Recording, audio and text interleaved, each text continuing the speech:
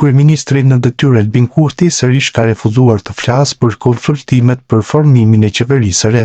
Lideri vetëvendosjes e cila në koalicion me Guxo dhe Alternativën ka dalë para në zgjedhjet e natshkurtit, përsëriti qëndrimin e tij se po presin certifikimin e rezultateve fillimisht dhe më pas diskutimet për formimin e qeverisë së re.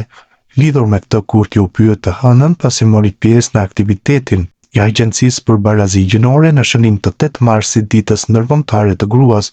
Sipas rezultateve preliminare të publikuara në platformën elektronike të Komisionit Qendror të Zgjedhjeve, lëvizja vetëvendosje ka dalë para e pasuar nga Partia Demokratike e Kosovës, pastaj Lidhja Demokratike e Kosovës dhe e katërta sipas votave është ratitur koalicioni AAK dhe Nisma.